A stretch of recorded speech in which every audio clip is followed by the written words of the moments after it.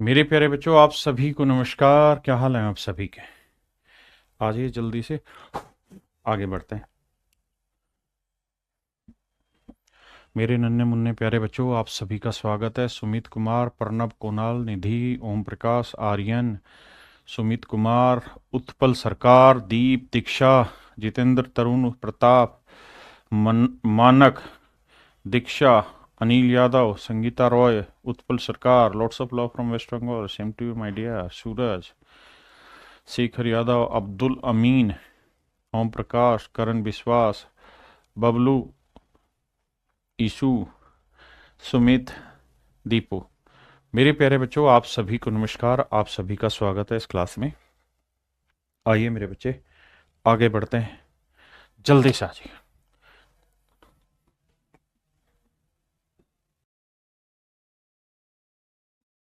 Sorry मेरे बच्चे। आइए भाई, सवाल में कह रहा है man lost half of his initial amount in the gambling after playing 3 rounds. कह रहा है भाई, जुए की तीन बाजियां खेलने के बाद एक आदमी अपने पास जितना पैसा लेके आया था उससे आधा ही धन पाता है। इस लाइन को अच्छे से फोकस करिए। कहता है एक आदमी जुए की तीन बाजियां खेलने के बाद अपने पास आरंभिक धन का आधा धन ही पाता है। यानी जितना पैसा वो लेके आया था उसका आधा पैसा ही वापसी लेके जा रहा है। यानी अगर ₹X शुरुआत में लेके आया था तो कहता 3 मैच खेलने के बाद अब उसके पास X/2 रुपए। ऐसा मैं नहीं, सवाल कह रहा है। अगली लाइन में कह रहा है the rule of gambling is that if he wins he will receive ₹100। कहता अगर वो जीतेगा तो उसे ₹100 इनाम मिलेंगे, but he has to give 50% of his total amount. But नियम यह है कि उसे अपनी टोटल अमाउंट का 50% जमा करना होगा आफ्टर ईच राउंड। कहता है अगर वो जीतेगा तो उसे ₹100 मिलेंगे, बट नियम यह है कि हर राउंड के बाद उसके पास अब जितना भी पैसा है उसका, मेरे भाई, उसको कितना पैसा जमा करना पड़ेगा? 50% पैसा वापसी जुए खाने में जमा करना पड़ेगा। कहता अगर वो तीनों के तीनों मैच जीत गया तो आरंभ में उसका धन ज्ञात करें। अब देखिए मेरे प्यारे बच्चों, ध्यान से मेरी बात को समझिए। कहानी क्या है कि मेरे प्यारे बच्चों, सवाल ये कह रहा है कि भाई अगर उस आदमी के पास ₹X थे और वो पहला मैच खेला, तो कहता है पहला मैच खेला जीत गया, तीनों खेला था तीनों ही जीत गया, तो पहला मैच खेला जीत गया, अब उसके पास इतने पैसे हो गए। लेकिन कहता जी नियम है कि जितने भी पैसे हैं इसका 50% जमा करा दो वहां पे। तो भाई 50% की फ्रैक्शन 1/2, यानी दो में से एक तो तुरंत ही जमा करा दो, तो बचा कितना? एक। कह रहा अब इतने ही पैसे ले जा सकते हो आप। अब इस पैसे के साथ उसने दूसरा मैच फिर से खेल दिया। इस पैसे के साथ मेरे प्यारे बच्चों उसने दूसरा मैच फिर से खेल दिया। अच्छा जी, फिर क्या हुआ? सर दूसरा मैच खेला और दूसरा मैच खेला, फिर से ₹100 जीत गया। अरे वाह! अब 2 मैच खेलने के बाद इतने पैसे लेके घूमने लगा। फिर उसको नियम याद दिलाया कि बेटे ये जुआ खाना है, जितनी भी अब तेरे पास है उसका 1/2 तू जमा करा दे। यानी 2 में से 1 जमा करा दे तो बचेगा भी कितना? 1/2। हाँ जी। अब आगे ली लाइन में वो ये कह रहा है कि भैया 2 मैच के बाद उसका इतने पैसे फाइनली बचे। अब तीसरा मैच फिर खेलने लग गया, तीसरा मैच फिर से ₹100 जीत गया। नियम वही कि भैया जितना पैसा अब तुम्हारे पास है उसका 50% जमा करा दो, यानी 2 में से 1 जमा कर दो, तब उसके पास बचा कितना? 3 मैच का था। तो 3 मैच खेलने के बाद उसके पास इतना पैसा बचा जो कि एक्चुअल में जितना शुरुआत में लेके गया था उसके आधे के बराबर है। ऐसा सवाल कह रहा है। और आप इसमें इमोशनल नहीं होना कि सर जी इसका मतलब तो ये हुआ कि जुए में वो कितने पैसे जीते हारेगा ही हारेगा। नहीं, हमें तो सवाल की लैंग्वेज के अनुसार चलना। उसने कहा कि भाई आधा ही रह गया तो हम आधा ही लेके चले। अब आइए समझिए, कैलकुलेशन थोड़ी डिफिकल्ट है। 2 से 2 काटा, निपटा दिया जाए। अब यहां ये पहले छोटे को सोल्व करते हैं। 1/2 को x से किया तो x/2 आया, बिल्कुल सर। 1/2 को 100 से किया 50 आया, 50 और 100 150, यह आया 150 इंटू में 1/2 प्लस 100 बराबर x। 1/2 को इससे करेंगे x/4 जमा 75 जमा 100, तो x/4 यह आया 175 बराबर x। अब मेरे प्यारे बच्चों x/4 को उधर ले जाएंगे तो ये बचेगा 3x/4 बराबर 175। सोल्व करोगे तो आंसर आ जाएगा x की वैल्यू भैया 17 चौकू 68, 700/3। यानी इसका मतलब वो शुरुआत में जुए खाने में इतने रुपए लेके गया, शुरुआत में जुए खाने में वो इतने रुपए लेके गया, यानी 700/3 रुपए लेके गया। 700/3 रुपए मेरे प्यारे बच्चों वो जुए खाने में लेकर गए। क्लियर है? कितने रुपए लेके गया जी? 700/3 रुपए। आइए आगे देखिए मेरे दोस्त, सवाल में कह रहा है कि मिस्टर गिरधर स्पेंड्स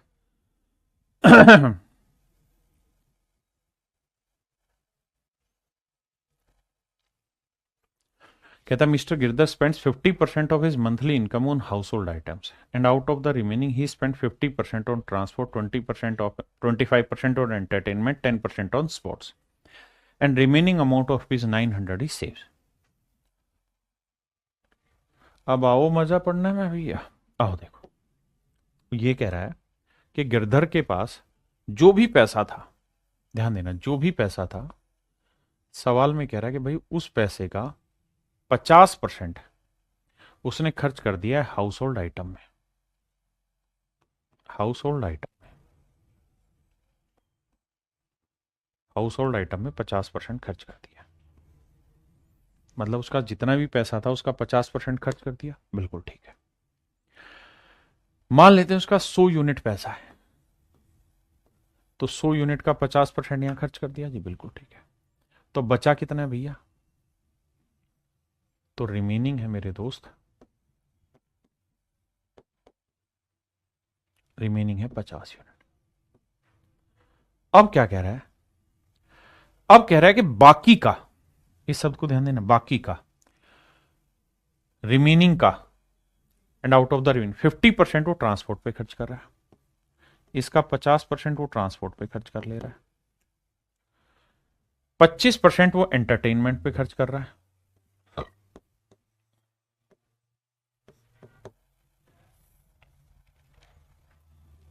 और 10% वो स्पोर्ट्स पे खर्च कर ले रहा है।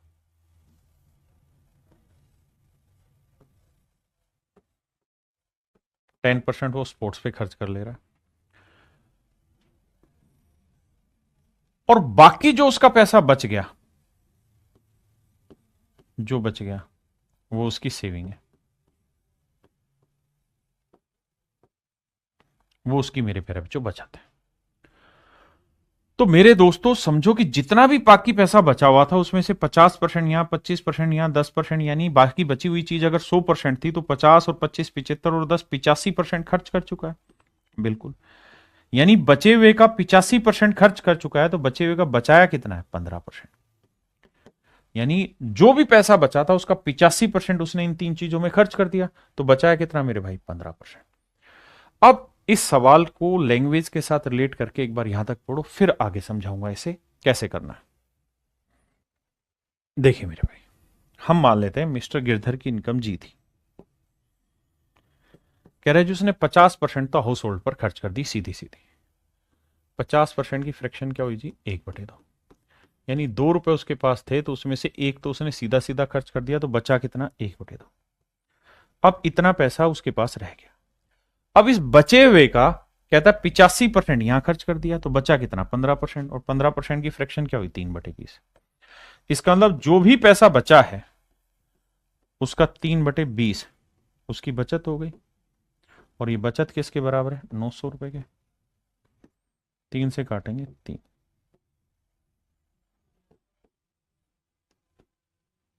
तो यह है 12,000। इसका मतलब मिस्टर गिरधर की जो इनकम थी मेरे प्यारे बच्चों वो थी 12,000। मिस्टर गिरधर की जो इनकम थी वो कितनी थी? 12,000 रुपए। तब हम सक्सेसिव की तरफ आ रहे हैं। सक्सेसिव का मतलब होता है, हिंदी में इसे बोलते हैं मेरे प्यारे बच्चों हम, क्रमागत। अब इस क्रमागत का अर्थ क्या है वो मैं समझाता हूं। मान लो यार मैं आपको ये कहूं कि भाई आप एक पेन खरीदने गए, और उस पेन का जो मार्क प्राइस था या मैक्सिमम रिटेल प्राइस जो था वो तो 100 रुपए, 100 रुपीज, और इसके ऊपर दो डिस्काउंट मिले। पहला डिस्काउंट 50% का था, दूसरा डिस्काउंट भी मेरे प्यारे बच्चों 50% का था। आपको दो डिस्काउंट मिले, पहला डिस्काउंट भी 50% का था मेरे दोस्तों, और दूसरा डिस्काउंट भी आपका 50% का था। अगर आप दुकान पे गए, दुकानदार ने कहा कि भाई मैं 2 डिस्काउंट दे रहा हूं 50-50% के, तो बताओ 100 रुपए वाला पेन आपको कितने का मिलेगा? तो आप कहोगे 50-50 100% डिस्काउंट, तो 100 पे 100 यानी फ्री का पेन मिल गया। बिल्कुल ठीक बात है, इसमें कोई बुराई नहीं है। लेकिन अगर दुकानदार वो ये कह देता कि भाई मैं 50-50% के 2 क्रमागत डिस्काउंट दे रहा हूं, 2 सक्सेसिव डिस्काउंट दे रहा हूं, तो ये जो क्रमागत है इसका क्या अर्थ होगा वो मैं यहां समझाने की कोशिश कर रहा हूं। मेरे दोस्तों, क्रमागत का मतलब होता है कि भाई जो पहले वाली वैल्यू है इसके ऊपर पहले क्रम में यानी पहले सक्सेस में 50% निकालो। तो 100 का 50% क्या बना? 50। तो 50 का डिस्काउंट निकालोगे तो अब कीमत कितनी बची? 50। अब इस 50 पे डिस्काउंट कितना मेरे प्यारे बच्चों? 50%। तो 50 का 50% 25। 25 का डिस्काउंट, तो 50 में 25 का डिस्काउंट कितना हुआ जी? 25। 50 पे ये 50% निकालेंगे तो 50 का 50% हुआ 25 का डिस्काउंट। तो 50 में 25 का डिस्काउंट, तो अब इस चीज की कीमत कितनी बची? 25। तो कुल मिला के मेरे दोस्तों इसका मतलब ये हुआ कि जिस चीज की कीमत शुरुआत में 100 रुपए थी, अब उस चीज की कीमत मात्र 25 रुपए रह गई। तो हमने इस पे कितना डिस्काउंट दिया? 75 रुपए। और 100 पे 75 का डिस्काउंट देना, 100 पे 75 का डिस्काउंट देना ही क्या कहलाता है? परसेंटेज। भाई 100 पे कोई चीज क्या कहलाती है? 100 पे कोई वैल्यू परसेंटेज ही तो कहलाती है। परसेंटेज का मतलब 100 पे कोई चीज। तो अगर मैं 100 पे 75 का डिस्काउंट दे रहा हूं तो इसका मतलब मैं 75% डिस्काउंट दे रहा हूं। यानी जो 2 क्रमागत 50-50% के डिस्काउंट थे, ये इक्वल तो डिस्काउंट केवल 75% बन पाए, 100% नहीं। मेरे भाई फिर से एक और एग्जांपल लेके इस बात को समझाता हूं। मैं आपको कहूं कि यार आप मार्केट में गए और मार्केट में आपने एक शर्ट खरीदी और उस शर्ट की जो कीमत थी वो 600 रुपए थी। कितनी थी बाबू? 600 रुपए।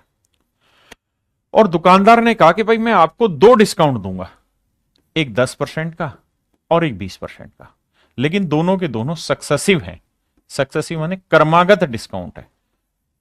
क्रमागत डिस्काउंट है। क्रमागत डिस्काउंट है। तो इसका मतलब क्या होगा ना? इसका मतलब ये हुआ कि भाई पहले 600 का 10% आपने निकालना है। सर 600 का 10% कितना हुआ? 60। तो सर जी सबसे पहले 60 का डिस्काउंट घटाओ। अब चीज कितनी बनी? 600 में से 60 क्या? 540। अब डिस्काउंट क्या बना मेरे प्यारे बच्चों? 540। अब 540 का 20% डिस्काउंट निकालो। तो मेरे भाई 540 का जो 20% होगा,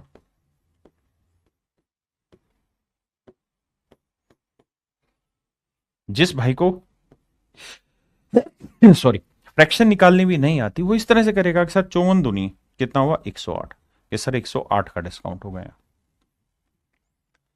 तो 540 में 108 घटाएंगे तो अब वो चीज कितने की रह गई? 540 में से 108 घटाएंगे। सर 540 की थी, फिर से 108 का डिस्काउंट दिया, तो अब इस चीज की जो कीमत रह गई है वो 432 रह गई। बहुत बढ़िया जी।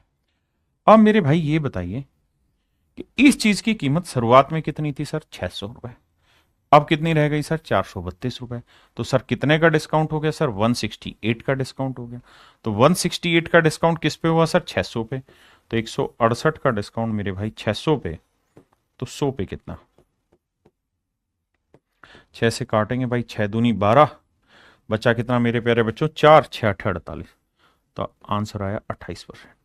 यानी 10% और 20% के 2 क्रमागत जो कमियां थी वो 28% के ही बराबर हो पाई।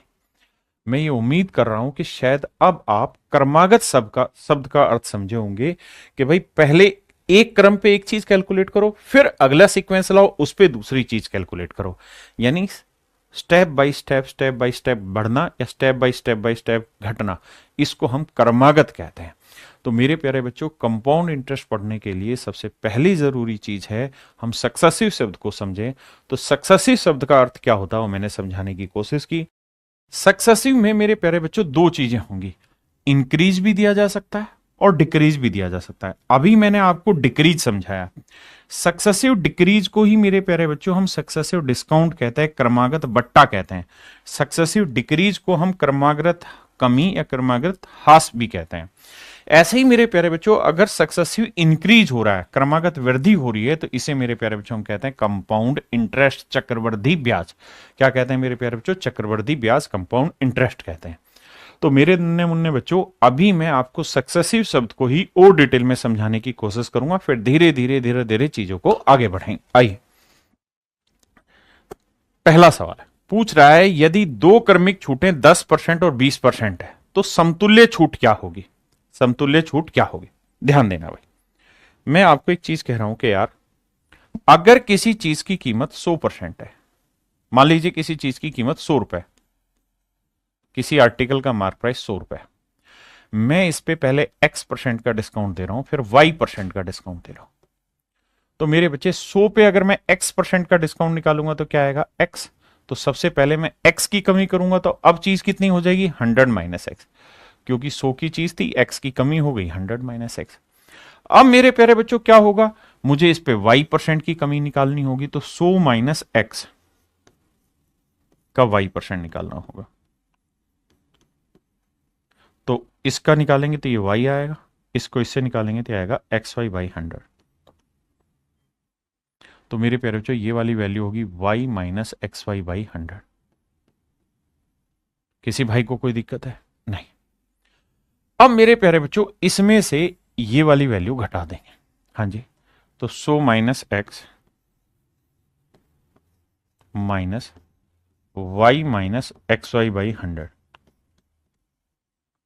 हाँ जी, 100 minus x minus y plus xy/100।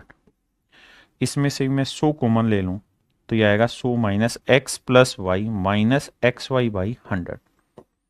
तो मेरे नन्हे मुन्ने प्यारे बच्चों आप ये समझेंगे कि फाइनली इस चीज की जो कीमत बनी या कीमत जो बची वो बची 100 minus x plus Y minus xy/100%, मतलब सॉरी इतनी कीमत बची।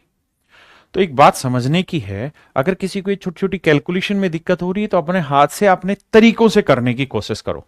अब इस तरह से समझ के देखो कि यार जिस चीज की कीमत शुरुआत में 100 थी मेरे प्यारे बच्चों, जिस चीज की कीमत शुरुआत में मेरे नन्हे मुन्ने प्यारे बच्चों 100 थी, अब उस चीज की कीमत कितनी रह गई, इतनी। तो कितने की कमी की है, तो आप देखेंगे 100 थी, यहां 100 में से क्या घटाया ये, यानी एक्चुअल में x plus Y minus x y by 100 की कमी की गई, यानी इतनी वैल्यू की कमी की हुई है। यानी ओरिजिनल चीज ये थी और अगर हम उसमें दो डिस्काउंट देते हैं x% और y%, तो फाइनल जो डिस्काउंट बना इतने का बना। और आप जानते हैं 100 पे कोई चीज क्या कहलाता है, परसेंटेज। इसका मतलब x% और y% के दो सक्सेसिव डिस्काउंट दे रहे हो तो इक्वल जो डिस्काउंट बनेगा ये बनेगा। तो इक्वल डिस्काउंट बनेगा x plus Y minus x y by 100%। ये मेरे प्यारे बच्चों आपका इक्विवेलेंट डिस्काउंट बनेगा। अब ये आपकी एक ट्रिक होगी जिसे आपने ध्यान रखना है, क्या कि अगर x% और y% के दो सक्सेसिव डिस्काउंट है, ये दो सक्सेसिव डिस्काउंट है, क्रमागत बट्टे हैं x% और y%, तो मेरे प्यारे बच्चों जो इक्विवेलेंट डिस्काउंट होगा, इक्विवेलेंट डिस्काउंट जो होगा, इक्विवेलेंट का मतलब हुआ इन सब के बराबर, यानी कुल मिला के हिंदी में से कहते हैं समतुल्य बट्टा, समतुल्य बट्टा,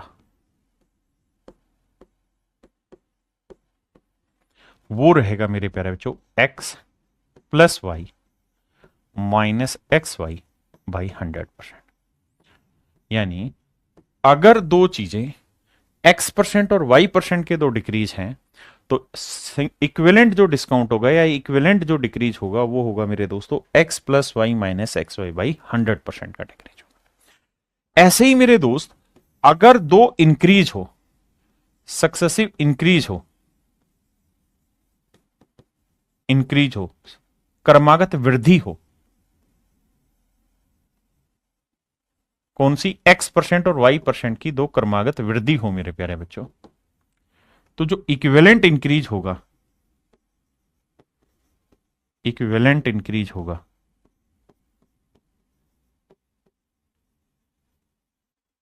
वो होगा मेरे दोस्तों x plus y plus x y by 100%।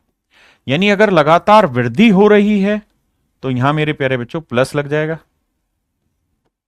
और अगर वो कमी हो रही है तो यहां माइनस लग जाएगा। ये फार्मूला भी हूबहू ऐसे ही बनेगा जैसे यहां था, यहां वो चीज माइनस कर रहे थे, यहां वो चीज प्लस हो जाएगी, सिंपल बात। अब मेरे दोस्तों इन्हीं दोनों फार्मूलों के बिहाफ पे कुछ सवाल सोल्व करते हैं। जैसे ही सवाल है, कह रहा है यदि दो क्रमिक छूटे 10% और 20% है, यानी दो सक्सेसिव डिस्काउंट है, एक 10% और एक 20%, तो इक्विवेलेंट डिस्काउंट बताइए क्या होगा। तो मेरे प्यारे बच्चों फार्मूला लगेगा x plus Y minus X गुना वाई बटे 100। x की वैल्यू 10 है, y की वैल्यू 20 है, माइनस 10 गुना 20 बटे 100, तो 20 और 10 30 हुआ, माइनस हुआ 2, तो घटाएंगे मेरे प्यारे बच्चों, आंसर आया 28%। तो इक्विवेलेंट डिस्काउंट जो आया मेरे दोस्तों कितना आया, 28%। मैं अब आपसे एक चीज जानना चाह रहा हूं, क्या कि मैंने आपको ये कह दिया कि भाई 10% और 20% का इक्विवेलेंट डिस्काउंट बताओ, तो आपने निकाला अभी कि सर 28% आएगा। लेकिन मेरे बच्चे अगर मैं आपको 20% और 10% का कह दूं तो 20% और 10% कह दूं तो आप कहेंगे सेम ही चीज होनी चाहिए। तो देखो यार, x plus Y minus x into y,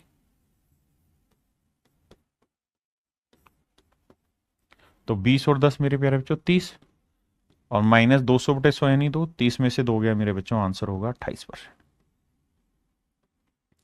तो एक बात आगे के लिए हमेशा ये भी ध्यान रखी जाए कि सर जी A%, B%, अगर ये दो सक्सेसिव डिस्काउंट है तो इसका इक्विवेलेंट डिस्काउंट जो भी होगा वही इक्विवेलेंट डिस्काउंट B% और A% का भी होगा, है ना। यानी सीक्वेंस घुमा देने से सवाल पे कोई फर्क नहीं पड़ता, दोनों ही चीजें एक है। जैसे एक सवाल में आपसे पूछा जाए कि भाई बताओ 10%, 20%, 30%, तीन सक्सेसिव डिस्काउंट दिए। एक दुकानदार ने ये डिस्काउंट दिए 3 क्रमागत बट्टे, दूसरे दुकानदार ने 3 सक्सेसिव डिस्काउंट दिए 20%, 30%, 10%। तीसरे दुकानदार ने क्या किया कि 20%, 10% और 30% डिस्काउंट दी। चौथे दुकानदार ने कहा भैया क्या कि सर जी हम 10% पहले दे रहे हैं, फिर 20% दे रहे हैं, 30% दे रहे हैं, और सर जी आखिरी में हम दे रहे हैं 20%। तो बताओ मेरे प्यारे बच्चों चारों ही क्रमागत बट्टों में कौन सा बेहतर होगा। तो आपने कहना है कि सर सीक्वेंस से कोई फर्क नहीं पड़ता, आगे पीछे करने से कोई फर्क, फार्मूले पे फर्क नहीं पड़ेगा, उत्तर पे फर्क नहीं होगा। 10 30 20, 10 20 30, 20 30, 10 20, 10 30, तीनों का ही, चारों का ही मतलब सेम है, हाँ है ना। तो क्रमागत बट्टे निकालते वक्त चारों का ही अर्थ एक सेम है और चारों से कोई फर्क नहीं पड़ेगा। आइए जैसे इस सवाल पे आइए, कह रहा है कि 10 और 15% है तो भैया सक्सेसिव डिस्काउंट रखें, इक्विवेलेंट डिस्काउंट निकालो। तो मेरे बच्चे फार्मूला होगा x plus Y minus x into y by 100, 10 गुना 15 बटे 100। तो 10 और 15 मेरे प्यारे बच्चों 25, और 10 और 15 का करेंगे तो 1.5 बनेगा, 150 को 100 से भाग देंगे 1.5, 25 में से 1.5 घटाएंगे तो आंसर होगा 23.5। यानी मेरे प्यारे बच्चों इक्विवेलेंट डिस्काउंट जो आएगा 23.5% होगा। अब आते हैं 10% और 30%। तो कह रहा है इक्विवेलेंट डिस्काउंट बताओ। तो फार्मूला लगाएंगे x plus Y minus x into y by 100%। तो भाई 30 और 10 40, और यहां आया 3, तो घटाएंगे मेरे प्यारे बच्चों, आंसर आया 37%। ये मेरा आंसर हो। कह रहा 15% और 25% है, तो फार्मूला लगेगा मेरे प्यारे बच्चों 15 जमा 25 माइनस 15 गुना 25 बटे 100।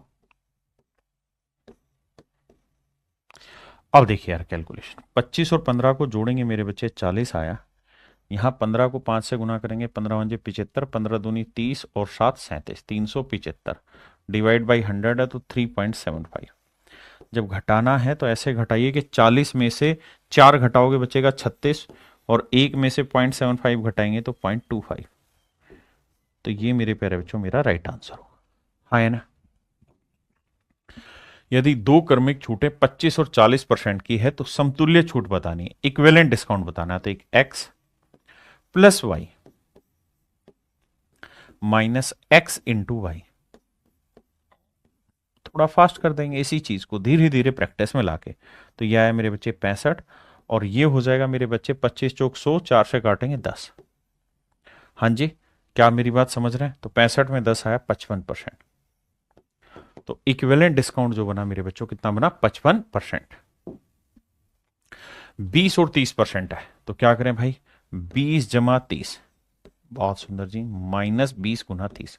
मेरे दोस्तों इतने सारी प्रैक्टिस करनी है आपने कि ये चीजें वर्बली आप उठा पाओ। तो 20 और 30 का जोड़ कितना बना जी? 50, और 20 को 30 से गुना किया 600 बटे 100 6, तो 50 में 6 गया मेरे प्यारे बच्चों 44%। हाँ है ना? आइए, कहता है two successive discounts are 40% and 50%, then equivalent discount बताइए। तो मेरे बच्चे 40% और 15% को लेते हैं। तो भैया x plus Y minus X गुना वाई। अब मेरे दोस्त 40 और 15 कितना हुआ? 55, और मेरे भाई 15 चौको 60, 600, 600 को 600 से काटेंगे 6, तो ये आएगा 49%। तो इक्विवेलेंट डिस्काउंट जो आएगा मेरे प्यारे बच्चों कितना आया? 49%। हाँ है ना? आइए जी दोस्त, इस पे कहता है दो सक्सेसिव डिस्काउंट है 20% और 25% के, इक्विवेलेंट डिस्काउंट बताओ। तो x plus Y minus x into y by 100। 25 और 20 45, और इसे घटाएंगे मेरे बच्चे 5 आएगा, तो आंसर आ जाएगा 40%। तो इक्विवेलेंट डिस्काउंट जो आएगा मेरे प्यारे बच्चों क्या होगा? 40%। कहता है जी दो सक्सेसिव डिस्काउंट है 12% 15%, इक्विवेलेंट डिस्काउंट बताओ। तो x plus Y minus X गुना वाई बटे 100। अब मेरे बच्चों 12 और 15 को जोड़ेंगे आएगा 27, और 12 और 15 180 1.8, घटाएंगे तो 2 घटाओगे 27 में से तो आएगा 25, और 0.8 घटाओगे मेरे बच्चे 2। ये मेरा आंसर हो गया। हाँ जी, अब आते हैं मेरे बच्चे 3 पे। अभी तक मैं आपको 2 डिस्काउंट दे रहा था, 2 सक्सेसिव डिस्काउंट, फिर इक्विवेलेंट पूछ रहा था। अब मेरे प्यारे बच्चों मैं आपको 3 डिस्काउंट दे रहा हूं। कौन कौन सा? 10%, 20% और मेरे प्यारे बच्चों 30%। तो करना क्या होगा? फार्मूला 3 पे भी लगा सकते हैं, 3 का भी है फार्मूला, लेकिन इतने सारे फार्मूले यहां डाल के करोगे क्या? इसलिए चीजों पे, छोटी छोटी चीजों पे स्पीड बनाओ। पहले इन दोनों को सेटल करेंगे। तो मेरे बच्चे x% y% है, तो इसका हो जाएगा x plus Y minus x into y by 100%। Solve करोगे तो 20 और 10 30, 30 में से 2 गया 28, तो ये दोनों सोल्व होके आए मेरे बच्चों 28%। अब ले लेते हैं मेरे प्यारे बच्चों 30% को, यानी पहले इन दोनों को सोल्व करना है, और 2 वाले में थोड़ी प्रैक्टिस करो कि यार x प्लस वाई तो 20 और 10 30 into x y, sorry minus x y by 100, तो 200 बटे 100 यानी 2 घटा के 28%। अब यहां सोल्व करेंगे तो x प्लस वाई 28 जमा 30 माइनस एक्स इंटू वाई 28 गुना 30 बटे 100। हाँ जी, 28 और 30 58। धीरे धीरे करो लेकिन करते रहो, करते करते करते स्पीड बनेगी मेरे भाई। अब ध्यान देना, 0 से 0 गया, 3 8 24, 3 दूनी 6 2 8। आप कहें सर कैलकुलेशन नहीं बढ़ रही, कैलकुलेशन भी बढ़ेगी, सब कुछ होगा। तो 58 में 8.4 गया मेरे प्यारे बच्चों, बना 49.6%। ये मेरा आंसर। हाँ जी, अब आते हैं यहां 20 30 और 40%। पहले 2 को सेटल करो। देखो मन ही मन करें 20 और 30 को, तो 20 और 30 50, 20 30 600, 50 में 6 गया 44% बना। अब 44% और 40% को सेट करना है, तो 44 और 40 को लेके चल जा सकता है। पहले 2 को सोल्व करो, जैसे मुझे समझाने इसलिए आराम आराम से कराऊंगा। 20%, फिर 30%, और फिर मेरे प्यारे बच्चों है 40%। तो पहले इन दोनों को लेंगे तो x प्लस वाई करेंगे 20 जमा 30 माइनस 20 गुना 30 बटे 100।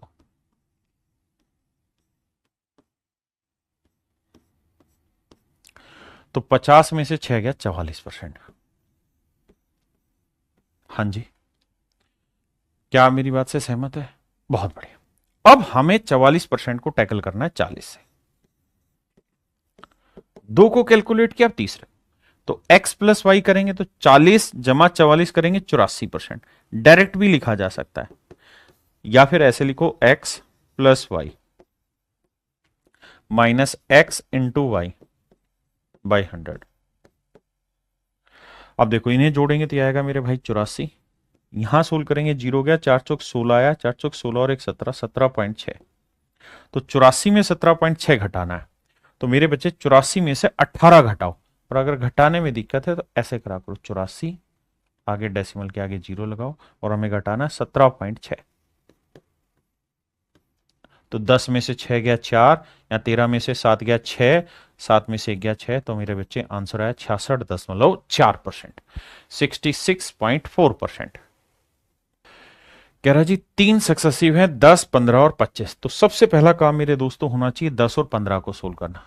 तो 10 मन ही मन में करो, पूरा लिख के मत करो, मुझे समझाना है इसलिए ऐसा कर रहा हूं। 10 गुना 15/100, तो 10 और 15 25 माइनस 150 यानी 1.5, तो ये आएगा मेरे बच्चे 23.5। समझ पाए? हाँ जी सर, दोनों को सेट कर दिया। अब लेते हैं 25%, तो सर 23.5% और 25%, ध्यान देना। तो x plus Y minus x into y upon में 100। बिल्कुल ठीक है सर। अब मेरे बच्चे कैलकुलेशन में दिक्कत आ रही है, मैं भी जानता हूं, इनके सो ट्रिक भी अभी मैं डिस्कस करने वाला हूं थोड़ी देर में कि ऐसे को कैसे करना चाहिए। लेकिन अभी पेशेंस से एक चीज को तसल्ली बख्श सीखने की कोशिश करो। इन्हें जोड़ेंगे तो सर 25 और 23 हुआ 48.5, बहुत सुंदर सर।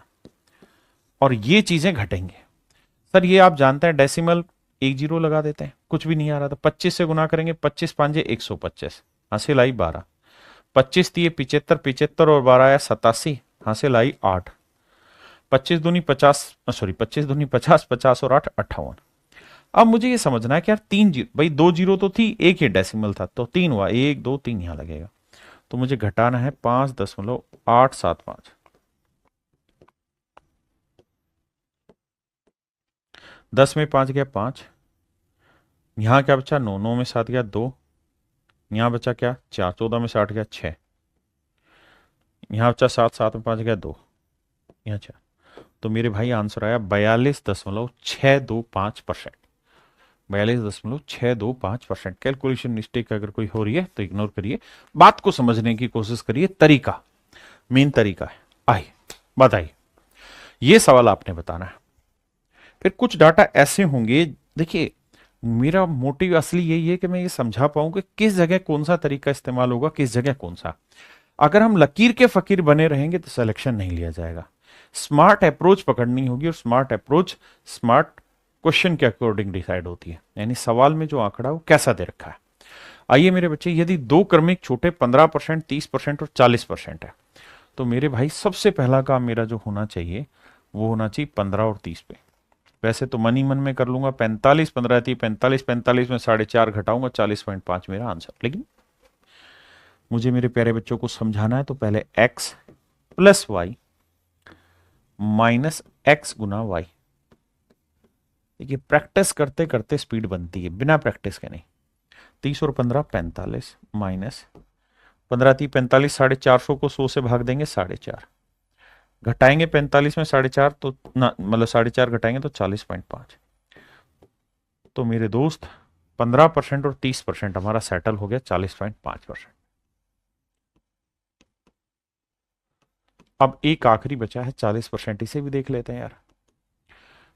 तो कैसे करें sir? x plus Y minus x into y upon 100। बहुत शानदार जी, इसे जोड़ेंगे तो आएगा मेरे भाई 80.5।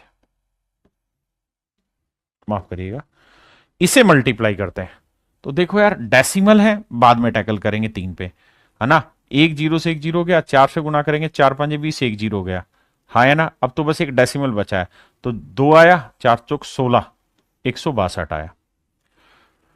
बटाना भैया कैलकुलेशन गलत तो नहीं कर दी है? फिर से समझाता हूं, देखो भाई ये जीरो से ये जीरो काट दिया, ठीक है जी। अब 400 को 4 से गुना करोगे 16 और 5 से करोगे 1620, 1620 है, एक जीरो फिर घट गई, एक अंक पे डेसिमल अभी भी बचा हुआ है, तो आंसर आएगा 16.2। तो घटाना होगा 16.2। तो भैया जिसको नहीं आता वो आराम से लिख के सीखें। देखिए क्लास का मतलब यही होता है कि हम बहुत शांति से एक एक चीज को पढ़ें, शुरुआत बहुत धीरे होनी चाहिए। हाँ, अगर आपका समझने का स्तर विकसित हो गया फिर दिक्कत नहीं। इकाई से इकाई, 5 में 2 गया 3, 10 में 6 गया 4, 7 में 1 गया 6, 64.3%। तो मेरे प्यारे बच्चों आंसर होगा 64.3%। बताइए भाई, 20% बहुत सारे सवालों की प्रैक्टिस होने वाली है, 25% और 50%।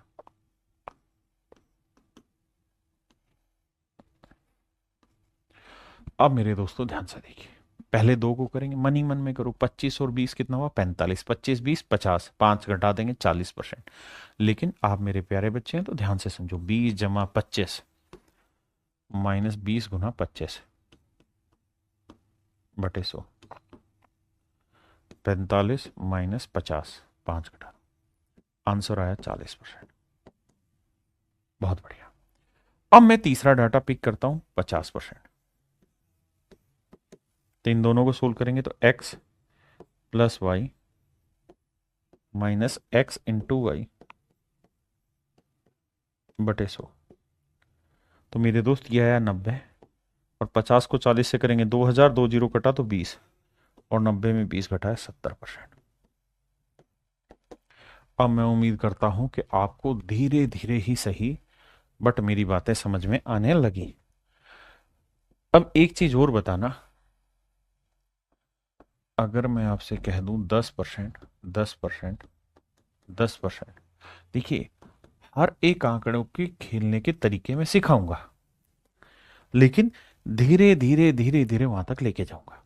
तो मुझे सबसे पहले आप ये बताओ कि अगर 10-10-10-10% के 4 सक्सेसिव डिस्काउंट दे दूं आपको लगातार, तो इक्विवेलेंट डिस्काउंट बताओ क्या होगा। चलिए आपका टाइम स्टार्ट होता है, आप देखते हैं कौन सबसे पहले बताएगा। अगर 10-10% के 4 डिस्काउंट दे दें, देखिए मैंने आपको 14 क्वेश्चन की प्रैक्टिस कराई इन्हीं बेसिक चीजों को समझने के लिए।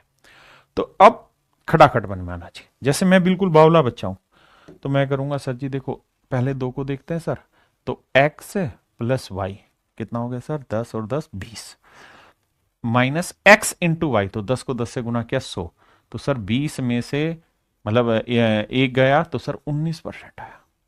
क्या मैं इतना समझने के काबिल हो पाया कि नहीं, या अभी भी मैं लकीर का फकीर हूं कि x plus Y minus x into y by 100? कहीं ऐसा तो नहीं कि मैं लकीर का फकीर ही हूं? पहले इतनी बात समझाओ, समझ आई कि नहीं आई? अगर आ गया है जल्दी से, तो ये डाटा भी सेम था, 19% है। अरे हाँ है ना भाई, मैंने कहा सीक्वेंसिंग से कोई फर्क नहीं पड़ता, आप आगे वाला पहले कैलकुलेट करो, पीछे वाला कैलकुलेट करो, मर्जी आपकी है। अब मेरे दोस्त मुझे इन दोनों को कैलकुलेट करने में कोई झिझक नहीं होगी, क्योंकि x plus Y minus x गुणा वाई बटे 100, भाई दोनों ही सेम है। आपने कहा जी ठीक है, 19 19 38 हुआ सर, बात सही है। माइनस 19 गुना 19 होता है 361 19 का, और 361 को 100 से भाग दोगे 3.61, और मेरे बच्चे 38 में से 3.6 घटाएंगे तो समझो 34 घटा दिया तो 34 बचा, और 0.39, तो आंसर आया 34.39%। कितने ऐसे बच्चे हैं जो इस बात को समझ गए, और समझ गए तो मेरे प्यारे बच्चों अब खेल है प्रैक्टिस का। अब मैं करूंगा नहीं, आपने जवाब देना है। देखते हैं कितने बच्चे कितना जल्दी से जवाब देते हैं। 12%, 15% और 40%। Please do it fast. अब मुझे चतुराई चाहिए। देखिए मैंने 14 सवाल कराए, जहां मैं आपको बेसिक ही बातें बताता रहा, बेसिक तरीका समझाता रहा। Now I want smartness and want speed. अब आप किन दो को लेंगे, किन दो की कैलकुलेशन करने में आपको मजा आ रहा है? जिसको लेना चाहते हैं आप उसको ले लीजिए। आप पहले इन दो को कैलकुलेट कर लीजिए, इन दो को कर लीजिए, इन दो को कर लीजिए, जिस मर्जी को करिए मेरे दोस्त, आपका आंसर हर एक से सेम ही आना है, बशर्ते आप ठीक से करें। मैं अगर स्टूडेंट हूं तो मैं किसी को भी कुछ भी उठा के सोल्व कर देता हूं, मुझे कोई दिक्कत ही नहीं है। मैं करता हूं इन दोनों को ले लेता हूं। 40 और 12 कितना हो गया सर? 52, है ना। फिर 12 चौक 48, 480, 4.8 घटा दो आंसर। या मैं इन दोनों को ले लेता हूं सर, 40 और 15 हो गया मेरा 55, और 15 चौको 60, 6 घटा दूंगा तो 49%। यानी ये चीजें लिखनी ना पड़े, मन ही मन में करनी पड़े। जब आप ये मन ही मन में करने वाला काम कर देंगे तो सच मायने में वहीं से आप समझने के काबिल होंगे। तो मेरे हिसाब से आप जिस मर्जी को ब्रेक करिए, इन दोनों को ब्रेक करते हैं तो 15 और 40 कितना हुआ? 55, और 15 चौको 60, 6 घटाएंगे तो आएगा 49%। ये आया 49%। और मेरे भाई अभी तो मुझे अप्रोक्सीमेशन खेल सिखाना है इसमें, लेकिन वो बाद की बात है, अभी बेसिक चीजों पे आइए। इनको सोल्व करना है तो x प्लस वाई 12 जमा 49 माइनस 12 गुणा 49/100, तो ये आया मेरे भाई 61। 12 निम में 108, 12 चौक 48 और 10 58, तो 61 में से माइनस करेंगे 5.88। 10 में से 8 गया 2, 9 में से 8 गया 1, 10 में 5 गया 5, तो आंसर आया भाई 55.12%। बताइए कितने बच्चे सहमत हैं इससे? अब मेरे दोस्तों हम आगे बढ़ते हैं। अब मैं जो डाटा ले रहा हूं उसमें आप थोड़ा सा फंसेंगे। जैसे मैंने ले लिया डेसिमल में 37.5%, 40%। आप इस फार्मूले से शायद करने में उतने सहज महसूस ना करें, या 11 से 1/9%, 12 से 1/2%, शायद इस फार्मूले से सहज नहीं होंगे कि भाई x plus Y minus x into y by 100%। इनको जोड़ना, बटे वाली चीजों को फिर इन्हें गुना करना quite embarrassing for everyone. So my dear student, what I want to deliver to you is that कि मेरे प्यारे बच्चों, है क्या कहानी। अगर मैं आपको ये कह रहा हूं कि भाई मुझे 10% और 20% के दो सक्सेसिव डिस्काउंट दे रखे हैं और इक्विवेलेंट डिस्काउंट बताओ, तो आपने फार्मूला लगा के बता दिया मन ही मन में क्या कि सर x प्लस वाई 10 और 20 30 माइनस x इंटू वाई 20 गुना 10 200, 30 में से 2 गया 28% आंसर। हाँ जी, देखिए सक्सेसिव का मतलब यह है कि अगर किसी चीज की कीमत मान लीजिए m रुपए है, तो सर जी पहले उस पर हमें 10% डिस्काउंट देना होगा। 10% की फ्रैक्शन 1/10, यानी अगर उस चीज की कीमत 10 है तो 1 का डिस्काउंट दोगे तो अब कीमत कितनी बची? 9/10। बिल्कुल ठीक है, बहुत सुंदर। अब कीमत क्या बची सर? 9/10। और सर अब अगर आपने उसे 10 का डिस्काउंट दे दिया, कीमत इतनी बची, तो अब आपको डिस्काउंट देना होगा 20%, यानी 1/5, यानी 5 की चीज थी तो अब आपको 1 का डिस्काउंट देना होगा, तो यानी अब कीमत बची 4/9, 4/5।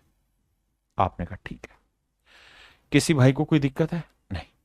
यानी अगर किसी चीज की इनिशियल कीमत मेरे दोस्त शुरुआत में m यूनिट है या m रुपए है, तो आपने पहले इस पे 10% डिस्काउंट दिया तो 9/10 हो गई, फिर आपने 20% डिस्काउंट दिया तो 4/5 हो गई।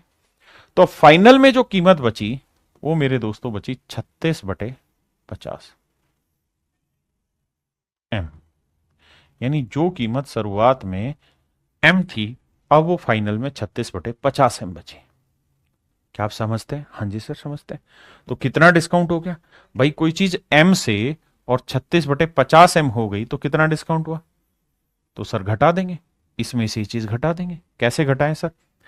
m में से 36/50 m घटाते हैं तो 50 लाएंगे, या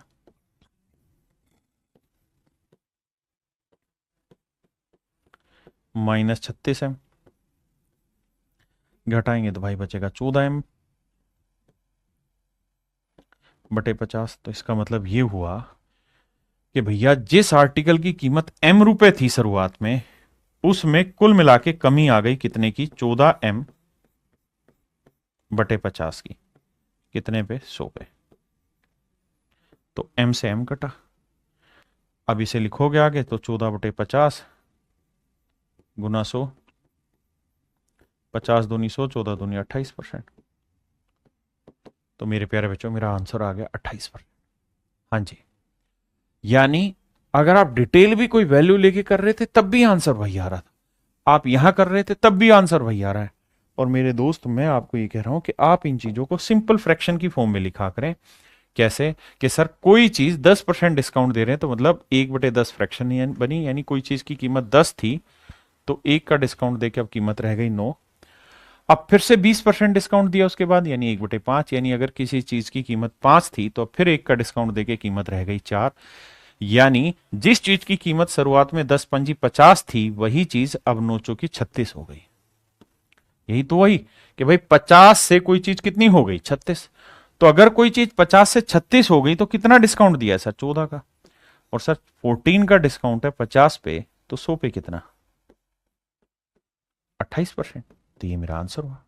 आप कहे जी अभी भी बात पकड़ नहीं आ रही, आप कहना क्या चाह रहे हो मेरे भाई। मैं कहना आपको ये चाह रहा हूं, एक एक चीज रिलेट कराना चाह रहा हूं कि हम इस तरह से भी ना करके ऐसे ही लिख दें तो शायद ये और आसान लगे हमें पढ़ते वक्त कि 10 से 9 होगी, 5 से 4 होगी तो 50 से 36 होगी। आप चाहें इसे तो और काट के सरल भी बना सकते हैं। कैसे बाबू? ओ बाबू, तो आप ऐसे काटे कि 2 दूनी 4, 2 पंजे 10, ऐसे क्रॉस में इस तरह से काट लिया करो कटता है तो। लेकिन ये मत करना कि 5 एकम 5, 5 दूनी 10, 1 2, ये मत करना, क्योंकि नीचे नीचे नहीं कटेगा। ऐसे काट सकते हो, ऐसे काट सकते हो, ऐसे ही काट सकते हो, लेकिन नीचे नीचे नहीं कटेगा, ऊपर ऊपर नहीं कटेगा। तो इस बात का ध्यान देना। हाँ है ना? तो मैं अगर स्टूडेंट होता तो इसे और सिंप्लीफाई कर लेता। उस केस में मैं कहता कि भाई कोई चीज हमारी कितनी थी, 5 5 25 थी, तो अब उस चीज की कीमत 9 दूनी 18 बची। तो 25 से कोई चीज 18 बची तो कितने का डिस्काउंट दे दिया सर जी? 7 का। तो 7 का डिस्काउंट 25 पे, तो 100 पे कितना निकालते तो आंसर आता मेरे भाई 28%। निकालते तो मेरे दोस्त आंसर क्या आता? 28%। अब देखो पीछे आपने जो सवाल किए हैं, जैसे यही सवाल ले लें, इसी सवाल को मेरे भाई हम इस तरह ना करें। यहीं से मैंने 3 वाले करने शुरू कराए थे, बिल्कुल। तो हम इस चीज को ऐसे लिख लें कि देखो सर जी 10% जो है इसकी फ्रैक्शन हमको पता है कितनी होती है। कितनी होती है सर? 1/10। 20% की 1/5, और 30% की सर 3/10। परसेंटेज पढ़े हैं तो, यानी पहले में 10 से कोई चीज 1 घट के 9 हो गई क्योंकि डिस्काउंट दे रहा है, फिर 5 से 1 घट के 4 हो गई, फिर 10 से 3 घट के 7 हो गई। तो सर कर दें कल्याण? कर दो सर। कैसे भाई? गुना करोगे 10 ढाई 100, 100 5 500, बहुत सुंदर सर। और यहां गुना करोगे 9 7 63, 63 को 4 से गुना करेंगे, 4 3 12, 4 6 24 और 1 25, 252। इसका मतलब कोई चीज अगर 500 थी तो अब 252 हो गई। तो कितने का डिस्काउंट दे दिया सर? 248 का डिस्काउंट हो गया। और सर 248 का डिस्काउंट हो गया किस पे? 500 पे। तो 100 पे कितना? 2 जीरो से 2 जीरो, 5 से काटेंगे, 5 चौक 20, 5 नहीं 45, 5 छिंग 30, 49.6%। 49.6%। यही हमारा डिटेल इस तरह से भी आ रहा था। तो हम इसको ऐसे भी कर सकते हैं, ऐसे भी, है ना? आप चाहते तो इसे और आसान बना सकते थे कट के, भाई 2 दूनी 4, 2 5 10, ये 2 भी कट रहा, 2 एकम 2, 2 5 10, ऐसे भी कर सकते थे। कोई नुकसान नहीं है, आप जैसा करना चाहें वैसे करें। धीरे धीरे अब आपको अपने आप सहज महसूस हो जाएगा कि किस जगह हमें कौन सा फंडा इस्तेमाल करना चाहिए, किस जगह हमारे लिए कैलकुलेशन आसान होगी, कौन सी जगह हम वो इस्तेमाल करें ताकि हमारी कहानियां सेट हो जाए। हाँ है ना? मेरी बात समझे कि नहीं समझे भाई? अब जैसे ये वाले डाटा आ गए, तो आपको नहीं लगता कि हमें फ्रैक्शन से तोड़ने चाहिए? 37.5% की फ्रैक्शन क्या है मेरे दोस्त? 3/8। बहुत सुंदर। 40% की फ्रैक्शन क्या है मेरे दोस्त? 2/5।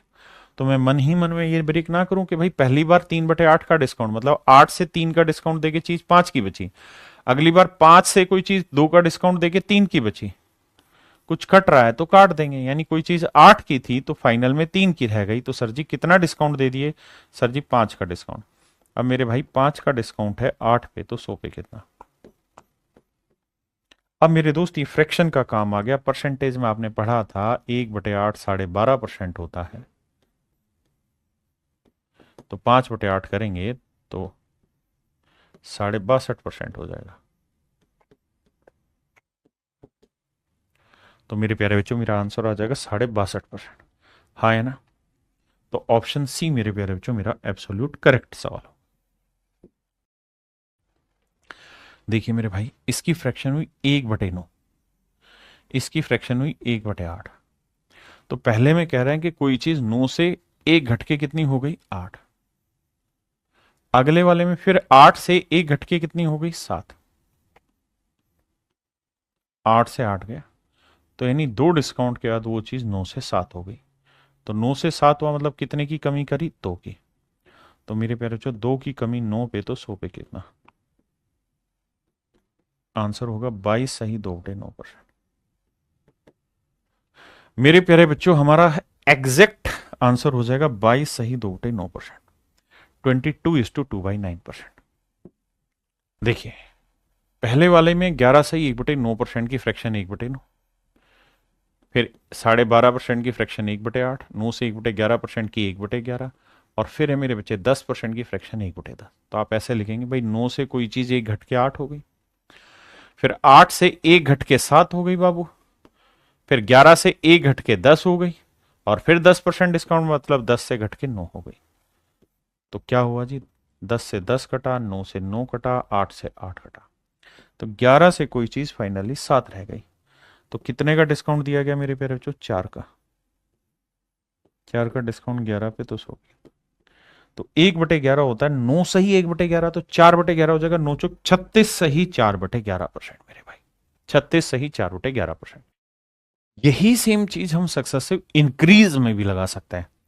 जैसे मैं आपको कहूं कि यार 10% और 20% के दो सक्सेसिव डिक्रीज हैं, क्रमागत कमी है, तो आप कहेंगे 10 से 9 होगा भाई, इसकी फ्रैक्शन 1/10, इसकी फ्रैक्शन 1/5, तो 5 से कोई चीज 4 हो गई।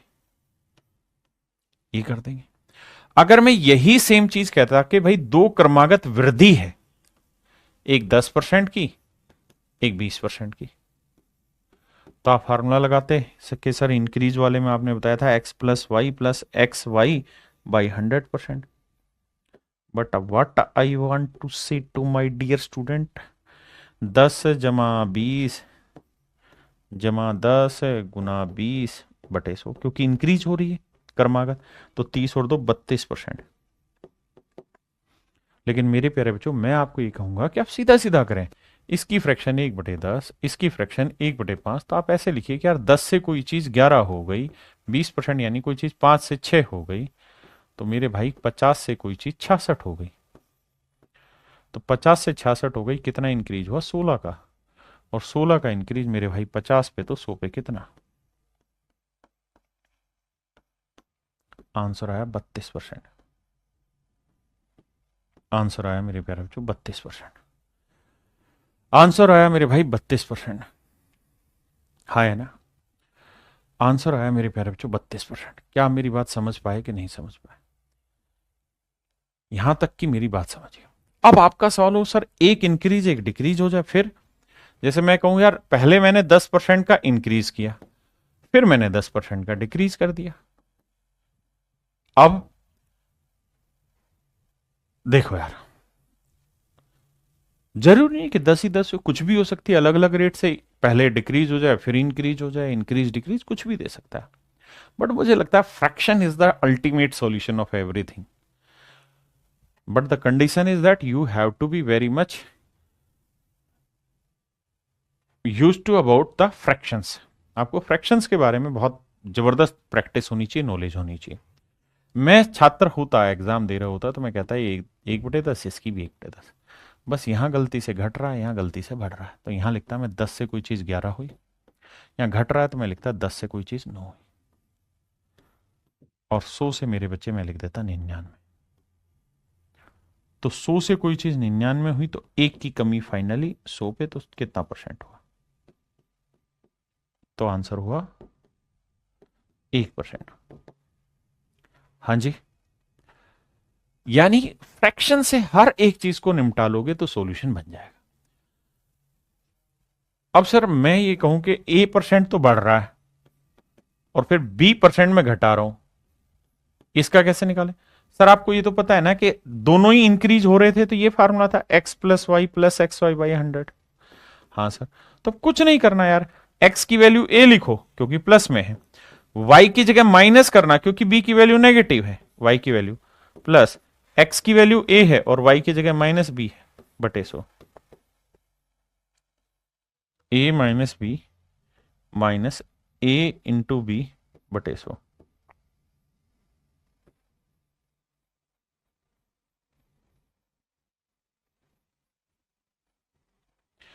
तो ये मेरे प्यारे बच्चों मेरा करने का तरीका।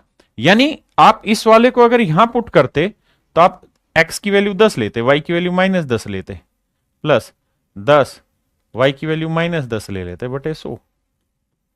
तो सोल्व करते तो 10 से 10 कट के 0 आता और यहां आता -100 बटे 100 यानी -1। तो आंसर आ जाता -1%। कहने का मतलब यह है कि इस फंडे को इस्तेमाल में रखिए। क्लियर है जी? कह रहा है भाई किसी आदमी की सैलरी पहले 20% बढ़ाई गई और फिर उसी को 20% कम किया गया। तो पहले हमने किसी चीज में 20% का इंक्रीज कर दिया, देन उसी में हमने 20% की कमी कर दी, यानी क्रम दर क्रम, पहले एक क्रम चले फिर दूसरा क्रम चले। तो क्या करें जी? तो इसकी फ्रैक्शन 1/5 होती है बाबू, प्लस की होगी, इसमें माइनस की हो जाएगी। तो 5 से 1 बढ़ के 6 हो जाएगा, या 5 से 1 बढ़ के 4 हो जाएगा। तो 25, ये हो गई 24। तो 25 से कोई चीज 24 हो गई तो 1 की कमी 25 पे, तो 100 पे कितना? तो मेरे प्यारे बच्चों मेरा आंसर आया 4%। मेरे नन्हे मुन्ने बच्चों मेरा आंसर होगा 4%। मेरे प्यारे बच्चों मेरा आंसर क्या होगा? 4%। यानी उसमें 4% की कमी होगी। हाँ जी।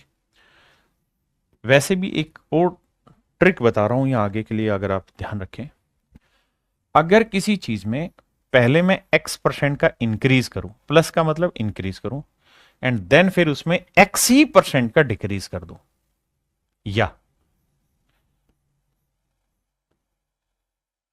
कि पहले x% की कमी कर दें फिर उसमें x% का इंक्रीज कर दें, यानी पहले घटा दें फिर बढ़ा दें, या पहले बढ़ा दें फिर घटा दें, तो ओवरऑल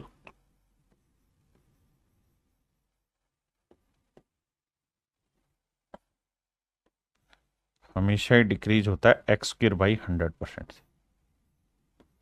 अगर सेम ही रेट से बढ़े और सेम ही रेट से घट रहा हो, यानी दोनों जगह रेट सेम हो, तो हमेशा ही डिक्रीज होगा और -x²/100% होगा। जैसे पिछले सवाल का लॉजिक अगर ध्यान दें तो 20% बढ़ाया 20% घटाया, तो आप सीधा भी कर सकते थे सर 20 का वर्ग 400/100 यानी 4। तो सर जी हम सीधा कह सकते थे कि -4% यानी 4% की कमी होगी। मैं कहूं कि यार मैंने किसी चीज की कीमत पहले 10% बढ़ा दी फिर 10% घटा दी, तो क्या फर्क पड़ेगा? तो 10 का वर्ग 100/100 कट के 1 -1%। मैं कहूं कि यार मैंने किसी चीज की कीमत पहले 25% घटा दी, 25% घटा दी, देन फिर मैंने इसे 25% बढ़ा दिया, बताओ क्या चेंज होगा? सेम यही। तो 25 का वर्ग 625, 625 को 100 से भाग देंगे, 6.25 का डिक्रीज। तो इस ट्रिक को मेरे प्यारे बच्चों याद रखना, पेपर में हु बहू आपको देखने को मिलेगी और बहुत सारे सवालों में करने में इन सवालों को आपको मजा आएगा। इन चीजों को हल्के में मत छोड़ना, ठीक है जी। देखिए मेरे भाई सवाल में कह रहे हैं number is first increase by 40%। एक नंबर को पहले 40% बढ़ाया गया, देन डिक्रीज बाय 25%, फिर 25% घटाया गया है,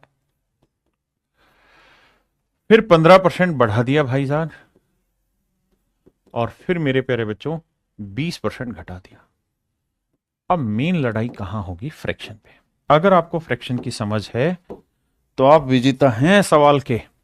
इतने बड़े बड़े क्वेश्चन आप चुटकियों में ब्रेक करेंगे। 40% की फ्रैक्शन होती है मेरे प्यारे बच्चों 2/5। ध्यान देना, बढ़ा है। 25% 1/4 घटा है। 15% 3/20 बढ़ा है। 20% 1/5 घटा है। तो 5 से कोई चीज 2 बढ़ के कितनी हो गई? 7। 4 से 1 बढ़ के कितनी हो गई? 3। 20 से कोई चीज बढ़ के कितनी हो गई? 23। और 5 से 1 घट के कितनी हो गई? 4। देखिए पहले बढ़ा 5 से 7, फिर घटा मेरे बच्चे तो 4 से 3 हुआ, फिर बढ़ा 20 से 23 हुआ, फिर घटा दिया 5 से 1 तो 5 से 4 हुआ। हमें छोटी छोटी बातें पकड़नी और उसके आधार पे कैलकुलेशन कर देनी, घबराना नहीं है यार। 4 से तो मेरे प्यारे बच्चों 4 गया और कुछ कटने का है ही नहीं। 20 पंजे 100, 100 पंजे 500, यह आया 500। यहां कैलकुलेशन करते हैं। देखो 23 को 3 से गुना किया 69, ठीक है जी। 7 से गुना करेंगे 7 नीम 63, हासिल 6, 7 छिंग 42 और 6 48। तो मेरे भाई कितने की कमी हो गई? तो आप कहेंगे सर कमी हो गई आपकी 17 की। तो 17 की कमी 500 पे, तो 100 पे कितना? समझे भाई? तो 5×3 = 15, 5×4 = 20, 3.4% का इंक्रीज हुआ। 3.4%, 3.4% का इंक्रीज या डिक्रीज? नहीं सर, इंक्रीज नहीं नहीं नहीं नहीं, डिक्रीज हुआ है, माफ करना, डिक्रीज हुआ, डिक्रीज हुआ, माफी चाहता हूं भाई, डिक्रीज हुआ। 3.4% की मेरे प्यारे बच्चों कमी हुई है, क्योंकि जो वैल्यू थी वो 500 थी, फिर 483 हो गई। हाँ है ना? तो कितने बड़े बड़े क्वेश्चन आप आसानी से ब्रेक कर सकते हैं, समझिए।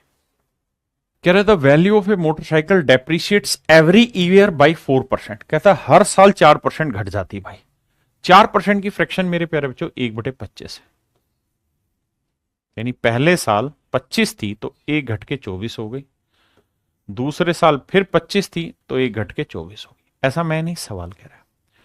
सर आपने 2 ही साल क्यों पकड़ा? 2 साल इसलिए पकड़ा क्योंकि सवाल में कह रहा है कि भैया 2 साल के बाद इसमें कुछ कहानी हुई और 2 साल के बाद इसकी वैल्यू बताओ कितनी होगी। अगर आज 75,000 है तो भाई 25 को 25 से गुना करोगे 625, और 24 को 24 से गुना करोगे 576। इसका मतलब ये हुआ कि अगर आज उस आर्टिकल की कीमत 625 यूनिट है तो 2 साल बाद हो जाएगी 576, और आज 625 नहीं है, 75,000 भी है, तो 1 यूनिट की वैल्यू क्या होगी? बटे 625। ये बेसिक बातें आप जानते हैं। तो मैं जानना चाह रहा हूं भाई फिर 576 की वैल्यू क्या होगी? तो गुना 576, गुना 576। अब हमें बताना है जी कौन सा ऑप्शन करेक्ट है हमारा इन चारों में से। देखिए मेरे भाई, हम 2 तरीके से सवाल को ब्रेक करेंगे। पहला है हम इसे यूनिट डिजिट से ब्रेक करें, लेकिन उसके लिए पहले कुछ पार्ट सोल्व करना पड़ेगा। जैसे 75,000 को मैं 75 गुना 1000 लिख देता हूं, कोई दिक्कत है? नहीं सर। और 625 को 25 गुना 25 लिख दूं, कोई दिक्कत है? नहीं सर। सर ऐसा लिखने का फायदा क्या? सर देखो, 25 से काटेंगे 3 आया, और 25 से काटेंगे तो 40 आया। अब थोड़ी थोड़ी बात समझ में आई। ठीक बात है सर। क्या समझ आया सर? समझ ये आया कि इन 3 गुना 40 गुना 576 करेंगे तो यूनिट डिजिट 0 होगा।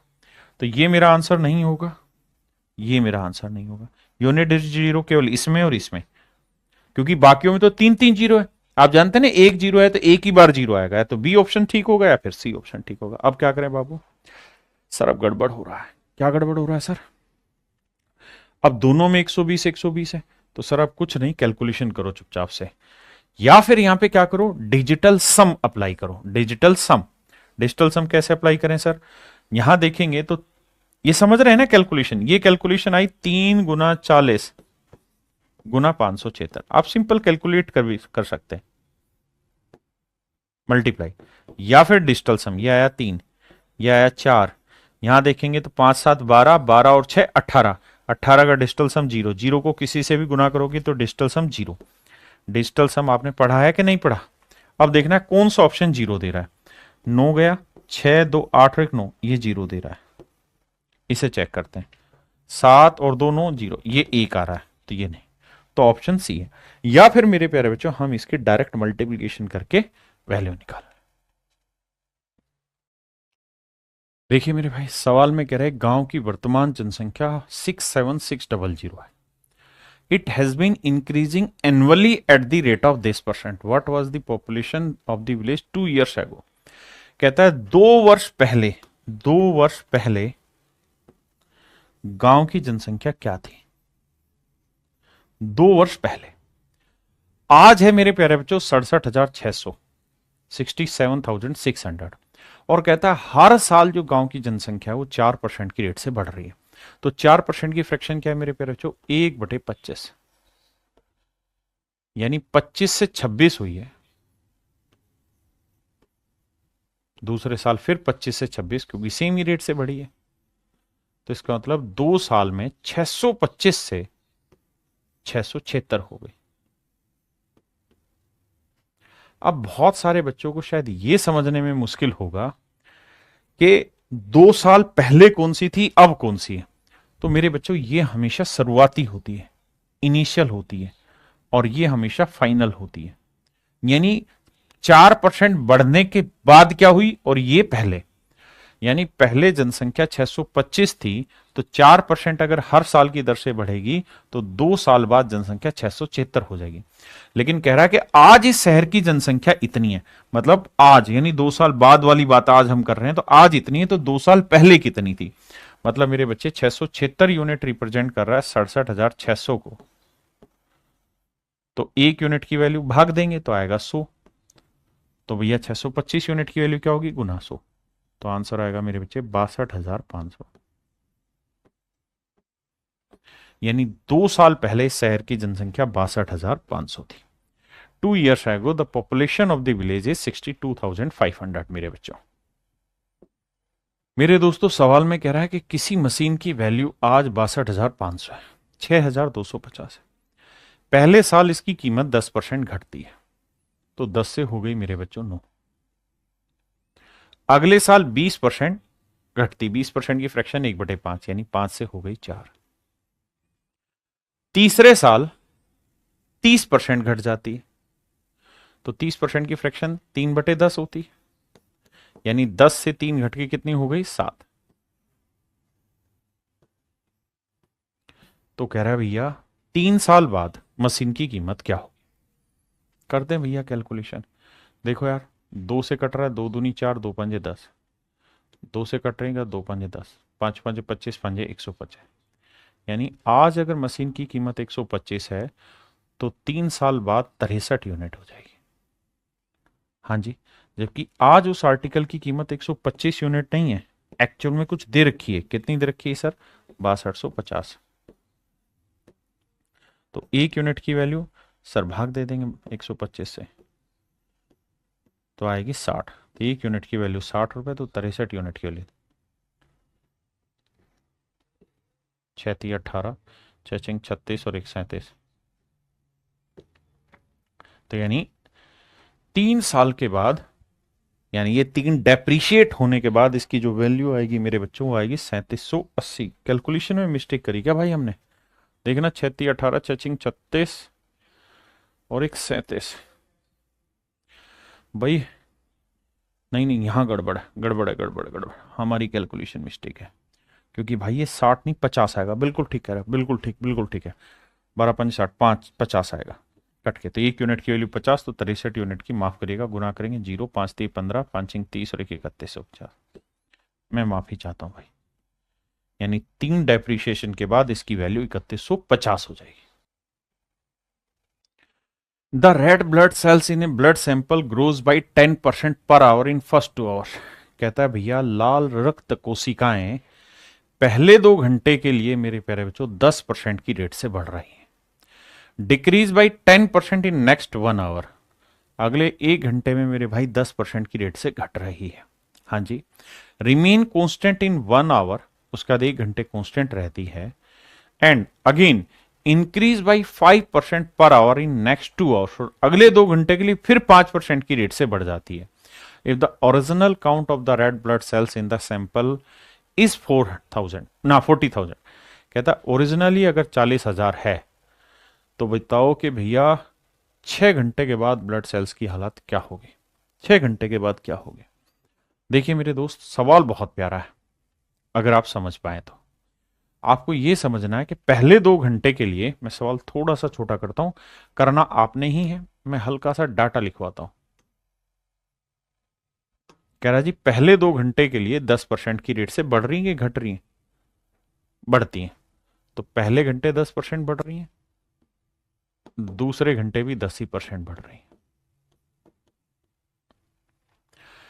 फिर अगले घंटे 10% घटती है, तीसरे घंटे 10% घट रही है, फिर कहता है चौथे घंटे में बिल्कुल कांस्टेंट होती है, कोई बढ़ोतरी घटोतरी नहीं है, नहीं 0% है। 5वें घंटे और छठे घंटे में 5% की रेट से इंक्रीज होती है। अब मेरे प्यारे बच्चों सिर्फ सवाल पढ़िए और ये देखिए कि जो मैंने, ये क्या हुआ, ये जो मैंने लिखा है, ये बात पल्ले पढ़ी कि नहीं पढ़ी। देखिए चौथे घंटे में ना तो बढ़ा है ना घटा है, तो कांस्टेंट रही मैंने 0%, 0% को लिखने का कोई अर्थ ही नहीं है। तो बस इतने को सोल्व करना है। पहले 10 से 11 हुई, फिर 10 से 11 हुई, फिर 10 से 9 हुई, फिर 5% बढ़ी 20 से 21 हुई, फिर 20 से 21 हुई। पहले इतनी बातों को चेक करिए, उसके बाद कहानी को आगे लेकर चलेंगे। मेरे भाई इसमें हमें करना यह होगा कि ऑप्शन को भी थोड़ा सा देखना होगा। देखो कैलकुलेशन जब आप सीधे सीधे कर रहे हो तो ये पता चल गया कि इसकी कैलकुलेशन जो है और इसकी जो कैलकुलेशन है, ये वाली वैल्यू बड़ी ही आएगी इससे, क्योंकि ये बड़ा, ये बड़ा, ये बड़ा, ये बड़ा और ये छोटा है। तो यानी आंसर तो 40,000 नहीं हो सकता, 40,000 से बड़ा होगा। तो पहली बात ये ऑप्शन कट गया, इन तीनों में से एक आंसर होगा। अब कैसे कैलकुलेशन करें, ध्यान देना। जो समझदार बच्चा होगा वो ये कहेगा कि सर इन सब की कैलकुलेशन करोगे, गुना करोगे तो ये आएगा 4 लाख। कैसे सर? 2 दूनी 4 और फिर 3 जीरो 4 लाख यूनिट, जबकि एक्चुअल में वैल्यू कितनी दे रखी? 40,000। तो इसका मतलब हर यूनिट की वैल्यू 1/10 है। हर यूनिट की वैल्यू 1/10 है। अब मेरे प्यारे बच्चों हमें थोड़ी चतुराई की जरूरत है ना? थोड़ी सी चतुराई की जरूरत है ताकि चीजें हम जल्दी कर पाए। कैसे? आप ये करिए कि इसका मल्टीप्लिकेशन करेंगे, इसका मल्टीप्लिकेशन करेंगे तो इसका मल्टीप्लिकेशन आएगा 21, क्या आएगा? 11 गुना 11 गुना 11 गुना 9 गुना 21 गुना 21। देखिए थोड़ा चतुराई भरा काम करना होगा। ये मेरा आंसर है इतनी यूनिट, और एक यूनिट की वैल्यू 1/10, तो बटे कर देता हूं 10, तो इसे भाग दे देंगे, वो मेरा आंसर। अप्रोक्सीमेशन किसे कहते हैं वो समझिए ध्यान से। अप्रोक्सीमेशन का मतलब, एक सेकंड रुकना भाई, चश्मा हटा दी। अप्रोक्सीमेशन ऐसे देखो मेरे भाई, कोई लड़ाई तो है नहीं। ये सोचो कि 11 गुना 9 करेंगे तो कितना आएगा? तो सर 11 को 9 से गुना करेंगे तो आएगा 99। 11 को 9 से गुना करेंगे तो आएगा 99। देखिए पेपर जो है ना, उसे एक जंग की तरह लेना है, धीरे धीरे धीरे धीरे, कि कैसे सवालों को शॉर्ट में निपटाया जाए। अगर आप हर चीज डिटेल में करेंगे तो कैसे बात बनेगी? 11 नीम क्या हुआ सर? 99। क्या हुआ मेरे भाई? 99। 99 के लगभग वैल्यू में 100 मान लेता हूं। ये है 11 नीम 99, 11 नीम 99, 99 के आसपास 100 मान लेता हूं। 100 को 10 से भाग देंगे, काटेंगे तो बचेगा क्या? 10। भाई 11 को 9 से गुना किया, 99 100 के आसपास है, तो 100 को 10 से काटेंगे, कितना आएगा? 10। अब मेरे बच्चे 21 को 21 से गुना किया, 441 आया, और गुना में 11 है।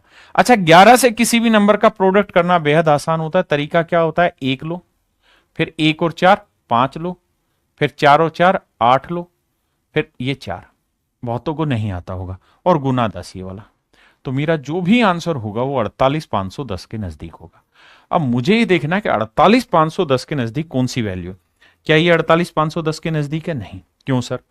नजदीक में भी मुझे कम वाला लेना है, क्योंकि सर इनका मल्टीप्लीकेशन था 99, मैंने इनका मल्टीप्लीकेशन मान लिया 100, और 100 को 10 से काटा तो 10 आया, तो यानी एक्चुअल में तो इससे थोड़ा कम ही आएगा, तो इससे आंसर मेरा कम आना था, तो ये मेरा आंसर कट गया। ये सर 48,510 के नजदीक नहीं कहा जा सकता, देखो यही कहा जाएगा। अगर बात हो कि सर एग्जैक्ट निकालो, तो सर फिर आपको कैलकुलेशन करनी पड़ेगी और फिर एग्जैक्ट निकलेगा। हाँ है ना? और वो भी जानता है कि पेपर में सवाल दे रहा है तो कुछ ना कुछ तो लॉजिक ऐसा थोड़ा बहुत देगा जिससे आप चीजों को समझ पाए। समझा करो बात को बाबू। देखो सवाल में कह रहा है the population of A town is increase by this percent on first year and on second year it will decrease by this percent but on third year it will increase by this percent. कहता है किसी शहर की जनसंख्या पहले साल 16 से 2.3% बढ़ जाती है। तो फ्रैक्शन हो गई मेरे बच्चों 1/6 बढ़ गई। दूसरे साल 37.5% घट गई, यानी 3/8 घट गई।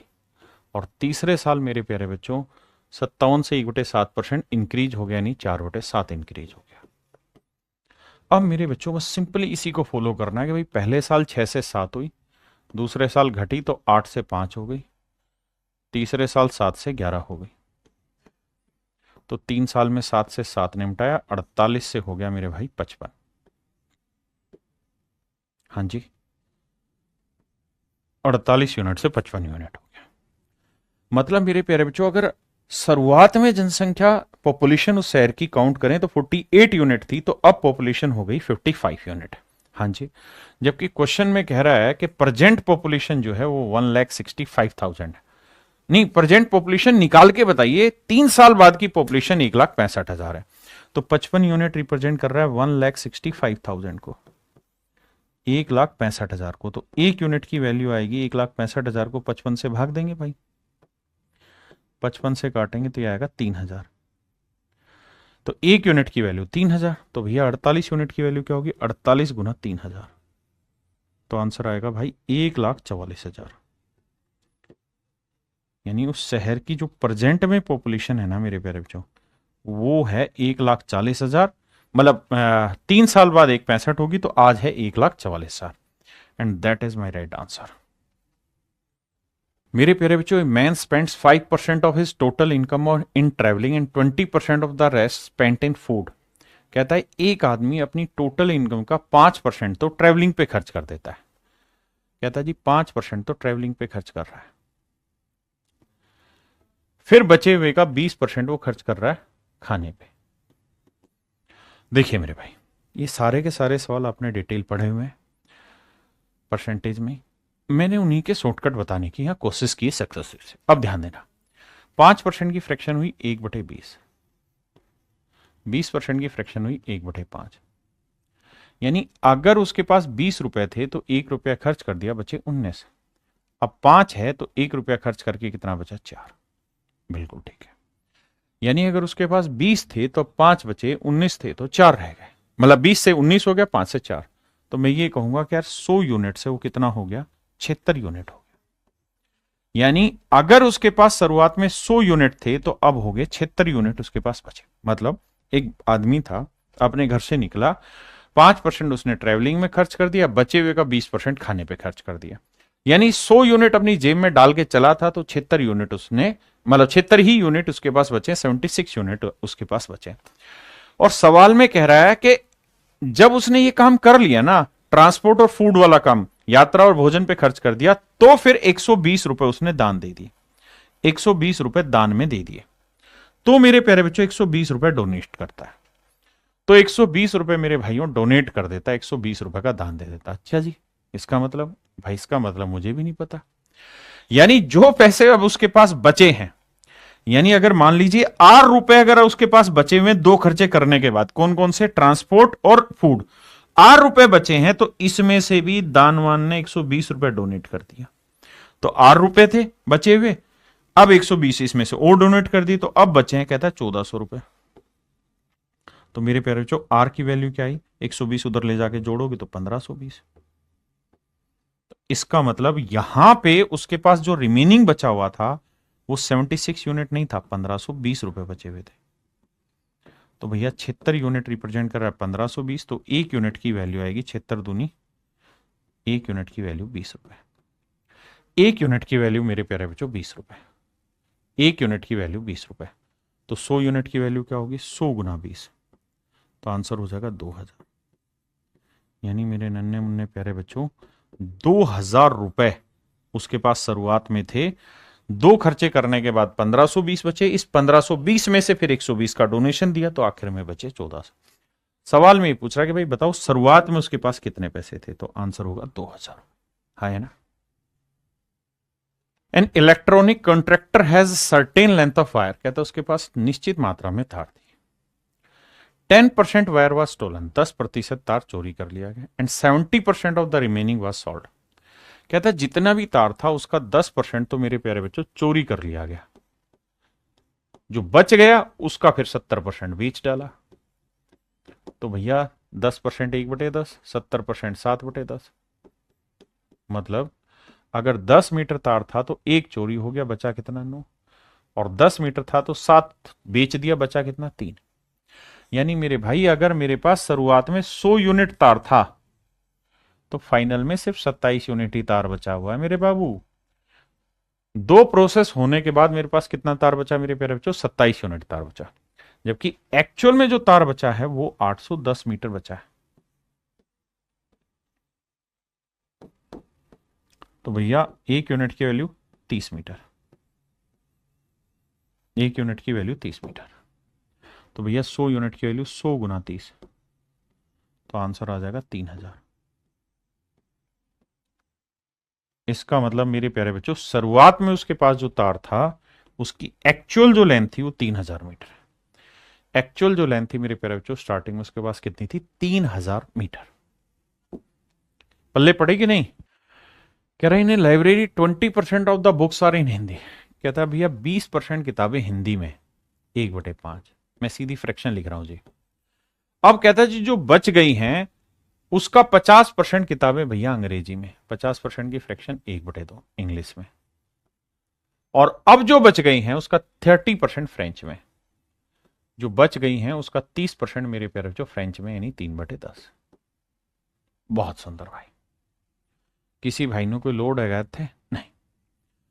तो कह रहा है कि बताओ भाई बची हुई जो किताबें हैं, यानी हिंदी इंग्लिश फ्रेंच हटा दें तो बची हुई जो किताबें हैं वो 6300 है और वो रीजनल लैंग्वेज में। तो बताओ यार शुरुआत में किताबें कितनी थी? तो कहेंगे भाई शुरुआत में 5 थी तो एक हटके कितनी हो गई? 4।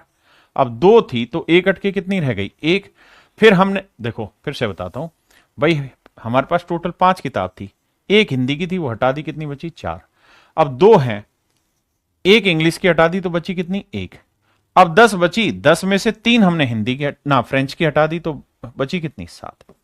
तो कुल मिला के बाबू 2 दूनी 4, 2 5 10, यानी 25 किताबें अगर लाइब्रेरी में थी तो भाई कुल मिलाकर 7 यूनिट किताबें बची, जबकि किताबें बची 6300। तो 7 यूनिट 6300, 1 यूनिट 900 बाबू, तो 25 यूनिट 25 नहीं में 225, यानी लाइब्रेरी में 25 नहीं में 225 होता ना भाई, 22,500 किताबें थी लाइब्रेरी में। मेरे प्यारे बच्चों कितनी किताबें थी? 22,500 किताबें लाइब्रेरी में थी। 22,500 किताबें लाइब्रेरी में थी।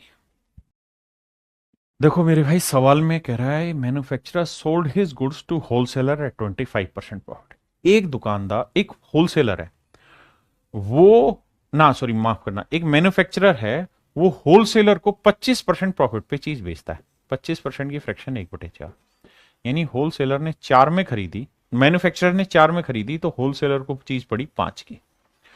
अब कहता है भैया होलसेलर ने उसे रिटेलर को शिफ्ट कर दिया 20% प्रॉफिट। 20% की फ्रैक्शन 1/5, यानी होलसेलर ने 5 में लिया तो 1 का लाभ लेके 6 में बेच दिया। किसको जी? रिटेलर को। अब रिटेलर ले रहा है 28% प्रॉफिट, 4% की 1/25, 28 7 गुना होता है, तो 7/25 पे उसने बेच दिया। 7/25 का मतलब हुआ मेरे दोस्त कि 25 में खरीद के और 7 का लाभ लेके 32 में बेच दिया। आओ करते हैं हिसाब। देखो यार 5 से तो 5 गया, 4 8 32, तो यानी अगर मैन्युफैक्चरर ने कोई चीज 25 यूनिट में खरीदी तो कस्टमर को मिली कितने की? 48 यूनिट की, जबकि कस्टमर को पड़ी है भाई ये 9600 की। तो 48 यूनिट 9600, 1 यूनिट 200, तो 25 यूनिट 25 गुना 200 मेरे भाई आंसर होगा 5000। हर एक चीज को, छोटी से छोटी चीज को बहुत बारीकी से समझिए तभी काम आएगी, नहीं तो नहीं। हाँ है ना? आओ मेरे भाई ये इसके लास्ट क्वेश्चन है सक्सेसिव की कहानी का। आई सवाल में कह रहे हैं मशीन माफ करिए, machine depreciate in value each year eight the rate of 10% of its previous value. कहता हर साल अपनी प्रीवियस वैल्यू का 10% घटोतरी होगी, यानी 10% घटेगी। ठीक है जी। However every second year there is some maintenance work so that in that particular year depreciation is only 5% of its previous value। कहता है हर दूसरे साल इसमें कुछ मेंटेनेंस होगी, इसलिए भैया ये केवल 5% घटेगी। बहुत सुंदर भाई। तीसरे साल कहता है फिर से 10% होगी। हर साल का कहा था ना उसने 10% घटेगी, लेकिन मेंटेनेंस वाले साल 5%, और हर दूसरे साल मेंटेनेंस है तो फिर घटेगी मेरे भाई 5%। सवाल में कुछ नहीं है, बेसिक चीज यही है कि आप इस सवाल को एक बार पढ़ें और इस डाटा को महसूस करें कि जो कह रहा है और जो मैं लिख रहा हूं क्या वो चीजें सेम है। कैसे? कह रहा है कि प्रतिवर्ष, इस प्रतिवर्ष पे अच्छे से अंडरलाइन करिए, प्रतिवर्ष एक मशीन की कीमत अपने पहले की कीमत का 10% घटती, यानी जो भी उसकी वैल्यू उसका 10% घटेगी। फिर भी प्रत्येक दूसरे वर्ष, हर सेकेंड ईयर में इस मशीन का रखरखाव हो जाता है, इसलिए इसकी कीमत में पहले वर्ष की कीमत की तुलना में केवल 5% की कमी होगी। तो बताओ भैया 4 साल के अंत में मशीन की कीमत इतनी है तो शुरुआत में कितनी थी? कहानी को ध्यान से समझो कि भैया है क्या, 10% की फ्रैक्शन 1/10, तो 10 से हुई 9, 5% 1/20, 20 से हुई 19। कैलकुलेशन बहुत परेशान करेगी। 10 से होगी 9 और फिर 5% है तो 20 से होगी 19, यानी कटना तो कुछ है नहीं, तो दूनी 400, यानी 40,000 यूनिट अगर उस मशीन की कीमत है शुरुआत में, तो बाद में उसकी कीमत रह जाएगी 9 × 9 × 19 × 9, 19। अब हमें इस कहानी को प्रॉपरली समझना हो, तो हमें इस वैल्यू को रिलेट करना है उससे 1,46,205 से। आओ भाई समझाते हैं। 9 × 9 × 19 × 19, 9 × 9 × 19 × 19, ये रिप्रेजेंट कर रहा है किसको मेरे भाई? 1,46,205 को, 1,46,205 को। तो भैया एक यूनिट की वैल्यू क्या होगी? तो आप कहेंगे सर ये पूरी कहानी उठा के नीचे ले आओगे, तो एक यूनिट की वैल्यू आएगी भैया, भाग दे देंगे इसे। 9 × 9, 9 × 19 थी भाई। देखो जो पढ़ा आसान है पढ़ने में उसे पढ़िए, पहले 9 का पढ़ते हैं, 9 से करते हैं। 9 एकम 9, बचा कितना जी? 5। 9 छिक 54, बचा कितना जी? 2। 2 बचा, 2 बचा, तो 9 दूनी 18, बचा कितना जी? 4, है ना। 9 चौक 36, 4 9 5 45, ये है। ठीक बात है। अब फिर 9 से काटने में मजा आएगा, 9 से काटेंगे। 9 एकम 9, बिल्कुल ठीक है। बचा कितना? 7। 9 8 72, 9 5 45, ना जाने जीरो था, 9 5 45। अब मेरे भाई 19 से काटने की कोशिश करो। 19 19 होता है, आप जानते हैं 361, 361 से कुछ कट रहा है? हाँ सर, 6 3 18, 5 एकम 5, 5 6 30, 5 3 15, 3 18, 5 से जा रहा होगा, तो ये आया 5। तो मेरे प्यारे बच्चों एक यूनिट की वैल्यू जो आई वो 5 रुपए आई। कैलकुलेशन है, क्या करें, तूफान है भैया।